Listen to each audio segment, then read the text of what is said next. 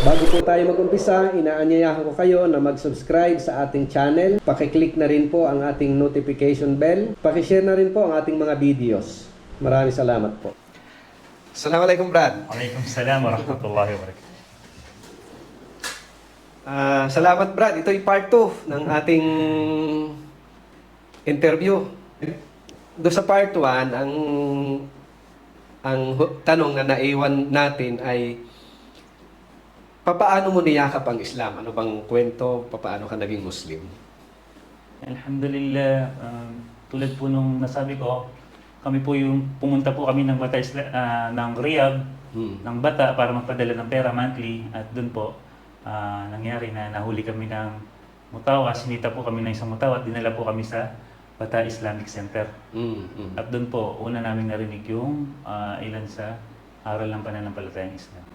At hindi rin po nagtagal kasi po meron po kaming service na naghihintay. At umuwi po ako na may dalang kaunting kaalaman sa pananampalatayang Islam. Okay, so di ba yung lugar mo, Muhammadiyah? Then bumababa kayo ng Riyadh para mamalengke or Yes po. mag-remit Yes. ng pera. Ganun ang buhay talaga sa Saudi, ano? Pupunta ka sa doon sa malaking sentro, nandun ang mga remittance, mag-grocery ng konti kung gusto. Buti na lang at nahuli kayo ng matawa. Alhamdulillah, isa din sa paraan ng awa. Dinala kayo sa Islamic Center. Siguro para mabigyan kayo doon ng orientation. At saka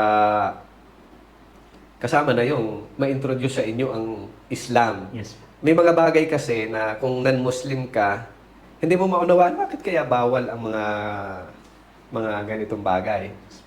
Alam mo yung mga mutawa nila na tinatawag, ang layunin nila ay para sa, kumbaga, yung tinatawag na orderliness, kaayusan. Apo. Yung mga bagay na hindi kaaya-aya sa mata, sa community, yun ang kanilang gustong maiwasan ng mga tao. That time na ma-introduce sa'yo, hindi ka pa nag-Muslim. Hindi po po. So, papaano ka nag-Muslim? Gaano katagal pa ito?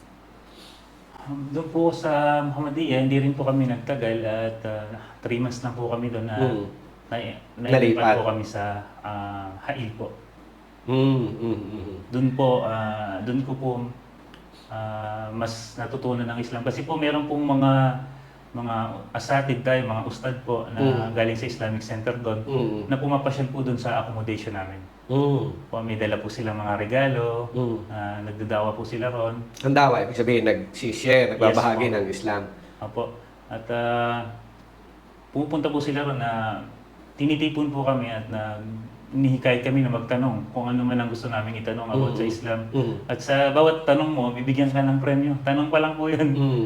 Pero ang pinaka gusto kong nung panahon na yon, nung pagbisita nila, ang gusto kong ipayuwatig sa kanila na mali yung Islam. Kaya ako magtatanong hindi sa pa-premyo, kundi gusto kong magtanong para palabasin na mali kayo. Dahil nga nakatatak sa isip natin na mali ang Islam. Pero doon sa una, sa Riyadh, may natutunan ka ba doon? Anong napulot mo doon? Meron po akong tumatak sa isip ko nung share nila yung about history ng Pilipinas, kung paano pumasok ang Islam at kung paano ang estado ng Pilipinas nung bago dumating ang mga Kastila. At doon po medyo nabuksan yung Isip pag-iisip ko. ko na tama naman po ang sinasabi. Para bang kung hindi dumating ang mga Kastila, Po. baka Muslim na bansa tayo. Yes po. Okay. Ito kasing mga katibing bansa natin, Brunei, Indonesia, Malaysia, talaga mga Muslim ko yan eh. So, kung hindi nga sa mga Kastilya, malamang karamihan sa ating Muslim. Dahil, di umano, nung sa history, may mga dato na dumating, 10 dato, pag sinabing dato, leader yan eh. So, mga Muslim leaders yan na pumunta rito sa area ng Luzon. So, sila nag-establish ng mga Muslim community. Kaya nga, nung dumating ang mga Kastila, nakita nila doon sa Manila, doon sa Intramuros, di ba may tinatawag na Intramuros? Yes. Ibig sabihin daanan ng mga Moro. Ang tawag kasi ng mga Kastila sa Muslim ay Moro. May history kasi sa Spain, yung mga Moors di umano na pumunta sa Spain. So, yun ang kilala nila, kaya more. So, ibig sabihin, nadat nga nila ang Manila ng mga Muslim. Di ba ang leader diyan, alam mo naman nating mga Muslim sa history, sina Raha Sulaiman, Yes po. Raha Lakandula, mga kwan yan mga pinuno ng Muslim sa Manila, nung dumating yung mga Espanyol sa Manila. At maging yung si Lapu-Lapu, di ba nitong mga nakaraang panahon ni Duterte, pinag-usapan dapat si Lapu-Lapu ang isa sa, kumbaga, kinikilalang talagang bayani. Yes. Kung bayani si Lapu-Lapu, bakit daw doon sa 5 centavo lang siya nakalagay. Samantalang siya ang unang tumanggi sa mga Espanyol doon sa Mactan. Siya din umano ang nakapatay kay Magellan. Although, hindi naman natin tiyak kung siya mismo o mga tao niya. Pero siyempre, siya ang pinuno. At saka anong araw, bro, ang alam natin na mga pinuno ng Muslim Army, hindi yan sa likod. Di ba? Yan ay nasa harap. Di ba yung mga Muslim Army noong araw na nag-conquer na iba-ibang lugar, pangunguna ni Khalid bin Walid, isa kasi sa strategy niya, hinahamon niya ng duelo yung mga leader ng kalaban. Siya mismo. So, sa marami pa, siyempre kung ikaw, pinuno ng kalaban, hinahamon ka ng duelo, at paano hindi ka tutugon? Anong mukha ang iarap mo sa iyong army? Expected noon na si Lapu-Lapu ay nasa front line, kumbaga. Sa possible na siya talaga Nakapatay. So, kaya yung Islamically, kaya sinabi natin kumpleto ang Islam, kung may mananakop, may kasama sa doktrina natin na depensa mo ang iyong buhay, ari-arian. Kaya nga, kumpleto Napalayo tayo sa... Ngayon, so yung tumatak sa iyo, history Apo. na nasakop tayo ng Kastila. Kaya tayo naging Roman Catholic. Yes. Actually, kaya tayo maraming bayani dahil sa yung pag-resist ba, pagtanggi o paglaban sa mga Espanyol. Ewan ko lang ba kung bakit yun ngang itinuro nila sa atin ay niyakap natin ng ayaw natin bitiwan at proud pa tayo sa ganun talaga na doktrinahan tayo. Magkagayon pa man ay hindi sila napunta rito ang mga Kastila dahil sa totoo lang, hindi dahil sa religion na Christianity. Kasama lang yun sa ang kanilang layunin, sumakop ng mga lugar para yung mga natural resources ba, yung kayamanan ng mga lugar ay kumbaga makuha nila. Hindi natin maitanggi yun Yun ang nangyari.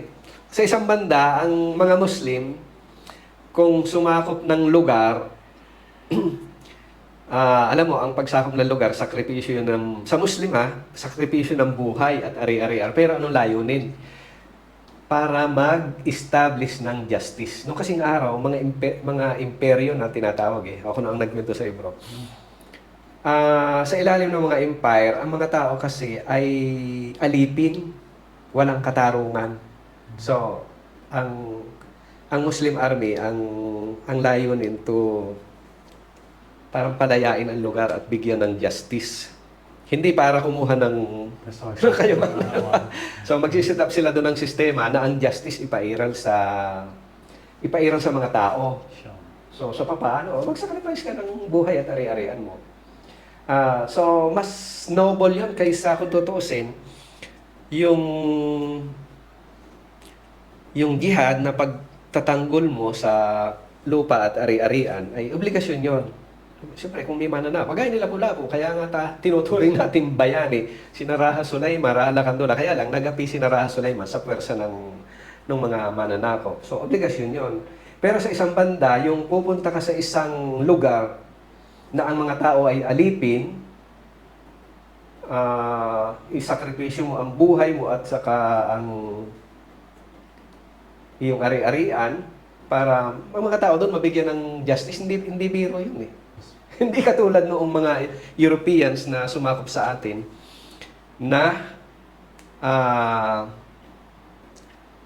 tayo ay kumbaga dating malaya, naging alipin. Baligtad ano? Sa Islam, ang mga alipin, pupunta, Malaya. magsacrifice ka. Para yung mga tao doon, kapatid mo yan sa ating magulang na si Adan. Yes po. Mag-establish tayo ng justice. Inshallah. Ang karapatan ay bigyan natin ng proteksyon ng mga tao doon. Ito namang mga Europeans na dumating sa atin, Baliktad. baligtad. Yung mga malalaya. Alipin. Kaya nga yung mga Muslim dito sa Southeast Asia, hindi naman kasi wala namang history dito na nasa ilalim ng pang-aapi ng mga imperyo, no? So hindi natin alam exactly ang history.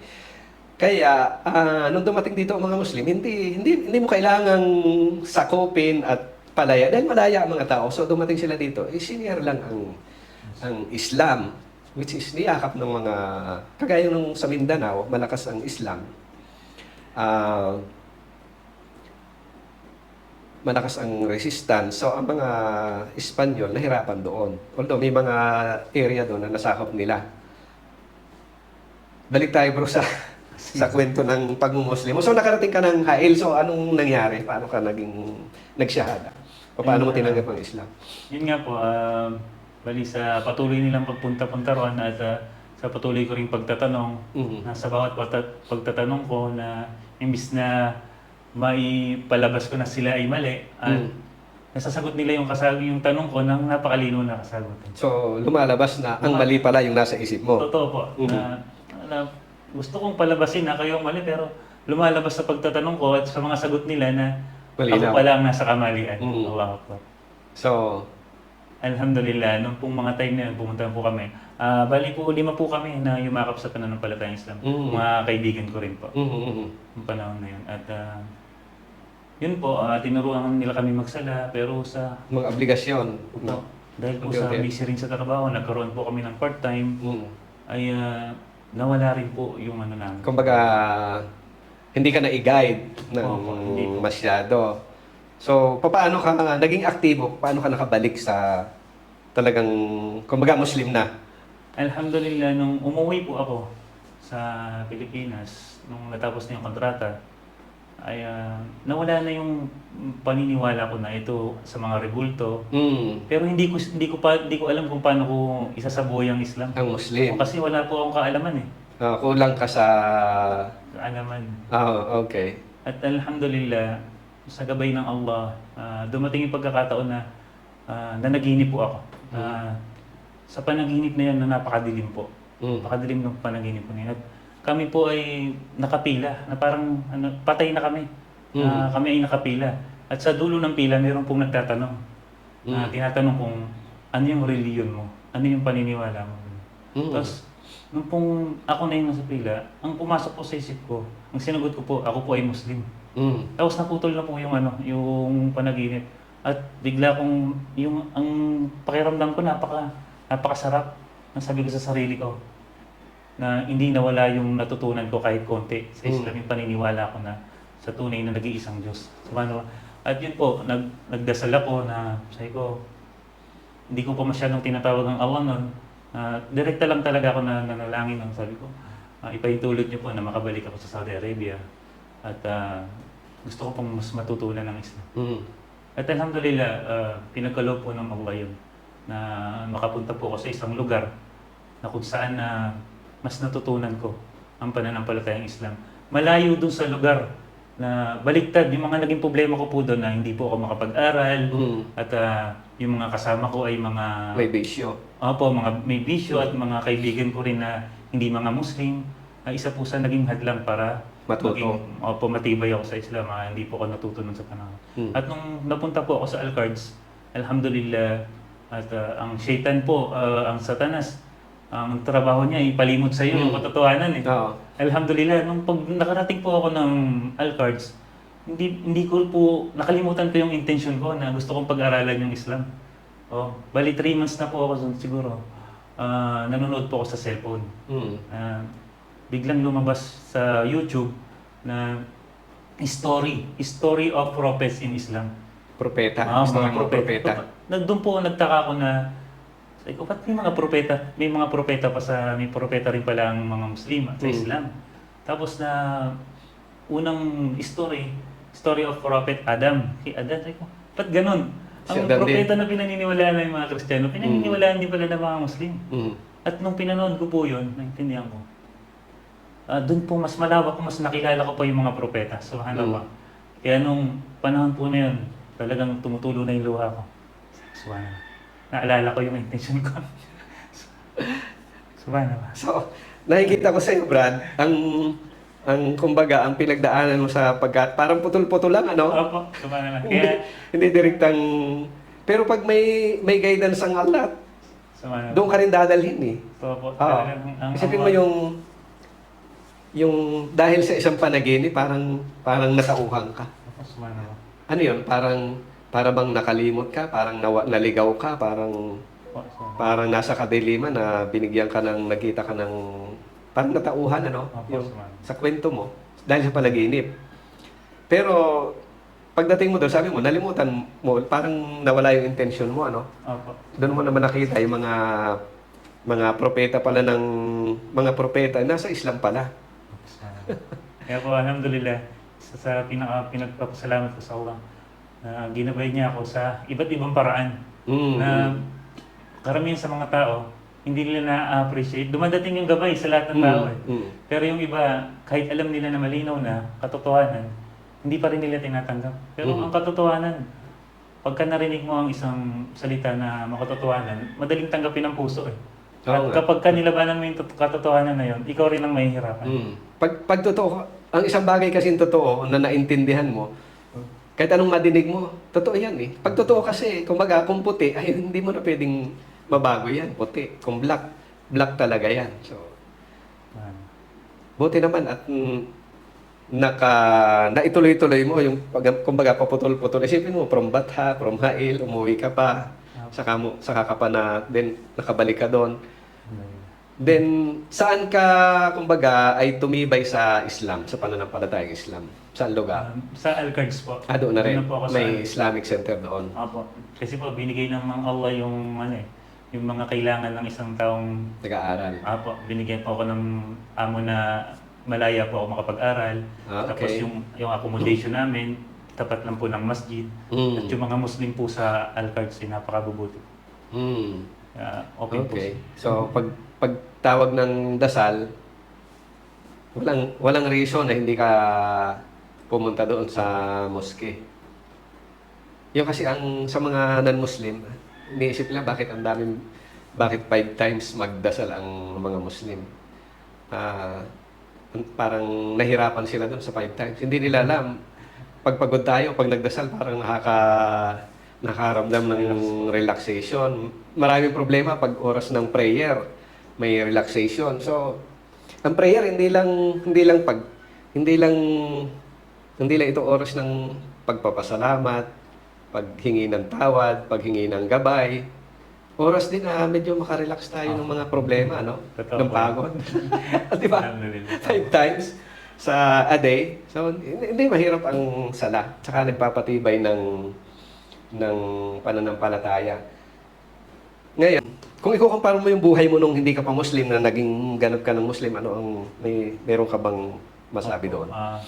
Sa pag-iisip po, may malaking pagbabago kasi pag pag pumasok ka sa Islam, magiging malawak yung pangunawa mo sa lahat ng bagay. Malalaman mo na ang lahat pala na ito ay lahat ng bagay nakapaligid sa'yo, konektado sa'yo, na nilikha ng Diyos para sa'yo. Iisip mo po na ito pala ay mga biyaya sa'yo. Hindi po katulad sa nung hindi pa ako Muslim, na normal lang, baliwala, na ito ay nandiyan lang po. Ganun lang, ano? Opo, alhamdulillah. Sa pamumuhay naman po, yung pong mga nawala sa kanyang mga bisyo, alhamdulillah. At yung pagsasalita ng mga hindi maganda.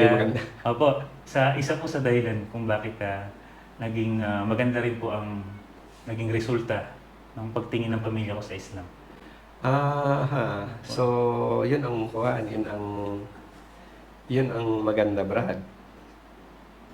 Ibig sabihin, ang pagyakap mo sa Islam ay hindi naman mabigat sa pamilya mo. Hindi po. Dahil, ibig sabihin, inalis mo yung bisyo. Yes po. Ang binabantayan mo ang bibig mo. So, Yes po. kahit sinong magulang siguro mapapansin yan eh. Kaya maganda ang naging pagtingin nila. Sa kanila ba may yumakap sa Islam? Alhamdulillah po yung asawa ko po, after a month na ipaliwanag ko sa kanya ang Islam, nakita niya yung pagbabago sa pagsasalita ko sa kanya, yung mga plano ko sa buhay. Alhamdulillah. Una po kasi, alam po natin na hindi po mawawala sa mga pamilya natin na ibang dahilan kung ba't nagmumuslim yung ibang tao. Siguro iniisip nila na mag-aasawa ng iba pa, pero hindi po yun ang pinaramdam ko sa asawa. Tapos pinakita ko sa kanila yung respeto, pagmamahal. At yun po, after a month, nag-declare na rin po. Gusto niya rin po mag-Muslim.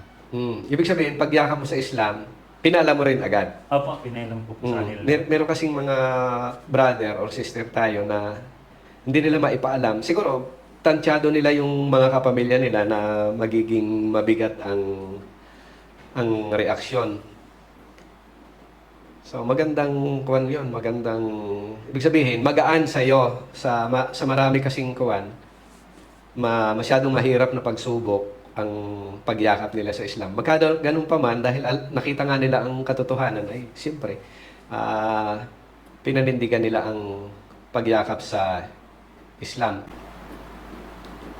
Kung bibigyan ka, Brad, ng pagkakataon ng mga kaibigan mo, kakilala, halimbawa, makaharap mo, ano ang gusto mong sabihin sa kanila tungkol sa Islam? Allahu Akbar. Po, kung katulad po ng mga sinasabi ko sa kanila, tuwing nakakaharap ko sa kanila, aking mga pamilya, mga kaibigan, sinasabi ko sa kanila na maging open kayo sa pagtatanong sa pananampalatayang Islam kasi ito yung reliyon na naghihikayat sa tao na magtanong at pag-aralan nyo dahil ang lumikha sa atin na Diyos, ang lumikha sa inyo at sa amin ay isa lang. At hindi pa pwede na tawagin natin siya sa pangalan na iba't iba. Siya po ay nagpakilala. At yun po, binibigyan ko po sila ng pagkakataong magtanong at bawat pagtatanong naman po nila, alhamdulillah na papaliwanag po natin na maayos. At ang gusto ko lang po sabihin sa aking mga kamag-anak at mga kaibigan, nawa ay maging bukas ang kanilang isipan at ang kanilang mga puso sa kapag ang pinag-uusapan ay reliyong Islam. Dahil po, hindi po tayo magkalayo. Ang Christianity at mga Muslim ay may mga paniniwala na magkatugma. At alamin na lang po natin kung ano yung totoo at tama. So, ang nagustuhan ko doon sa sinabi mo, buksan ang puso. Pag kasi sarado yan, kahit gaano kaganda ng isang bagay, hindi mo matutuklasan. Yes po. Parang pagkain din yan, ayaw mong tikman, hindi mo malaman kung masarap ba yan. So, sa katuruan, hindi dapat bukas ang loob na ito ay pag-aralan. Sa personal mong buhay, anong aral ang pwedeng masabi mo na aral sa iyo na sa mga mga pangyayari sa iyo, pagyakap mo sa Islam? Anong aral ang kumbaga may kinalaman sa buhay mo, Brad? Unahin ko po muna sa aking pamilya. Siguro ang aral na katulad na nararanasan ng mga ibang yumakap sa Islam na pag niyakap natin ang Islam ay pag-aralan natin to at dahil tayo yung nakakita ng katotohanan, ayaw man ng mga kamag-anak natin, ayaw man ng mga kaibigan natin, dahil tayo yung ginabay ng Allah ay pag-aralan natin yung Islam at nang maibahagi po natin sa kanila ng tama. At sa mga kaibigan ko naman po na mga hindi pa mga Muslim, inihikayat ko rin po sila na pag-aralan ng pananampalatayang Islam at hindi babaguhin kasi ng Allah ang isang sitwasyon ng isang tao hanggat hindi niya binabago yung kanyang sarili. Tulad po nung napagdaanan ko na naging palabarkada at ako rin po ang unang humakbang para sa pagbabago ng aking sarili. At yung po mga kabarkada ko na nananatili pa rin po sa mga ganong gawain na hinihikayat po sila na humakbang ng isang hakbang ng pagbabago para po sa kanilang sarili. Okay. So, ibig sabihin, Brad, may ginagawa ka ng effort sa mga kakilala mong mga...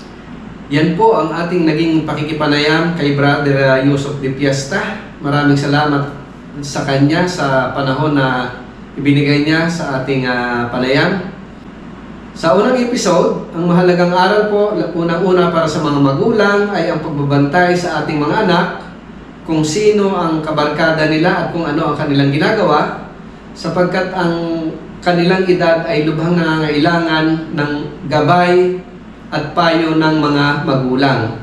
Sapagkat ang mga bisyo at mga bagay-bagay na hindi maganda ay madali pong maka-impluensya sa kanila. Sa pangalawang episode ay marami po tayong aral na maaaring makuha. Bilang dating Kristiyano ay napagtanto ni Brother Yusuf na sa Islam pala ay itinuturo din ang mga propeta. Ang mga propetang kilala sa Kristyanismo, ito rin pala ay mga propeta na bahagi ng katuroan ng Islam.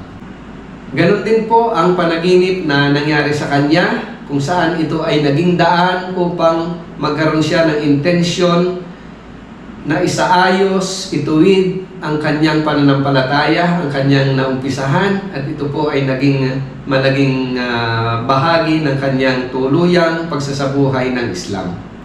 Isang mahalagang bagay po na nabanggit din niya ay ang pagsasagawa ng unang hakbang, maging ito man ay sa pananampalataya o sa ibang bagay na may kinalaman po sa ating planong pagbabago. Isang mahalagang bagay pa rin na pagtanto niya na ang pagpasok niya sa Islam ay nagbigay sa kanya ng malawak na pangunawa sa mga bagay-bagay. Ito po ay katotohanan na napagtatanto ng mga taong yumayakap sa Islam. At isa pang nabanggit niya ay ang pagkakaroon niya ng pagpapahalaga sa mga bagay-bagay na ito pala ay nagmumula sa ating dakilang tagapaglikha. Para sa mga bagong nag-Muslim, isa sa mga bagay na nakatulong sa kanya, ang pagyakap niya sa Islam ay naging daan upang baguhin ang kanyang ugali, ang kanyang pananalita, pag-iwan sa mga bisyo, ay malaking bagay upang makita ng ating mga kapamilya, lalong-lalo na ng ating asawa, ang ating lubos na pagbabago, at ito ay daan upang madali nilang tanggapin ang Islam. At yan po ang ating naging panayam. Abangan po ang susunod nating bisita para sa isa na namang kwento ng buhay, lalong-lalo na ang pagyakap sa Islam. Maraming salamat po. Patubayan tayo naman ng Allah sa ating landas. Assalamualaikum warahmatullahi wabarakatuh.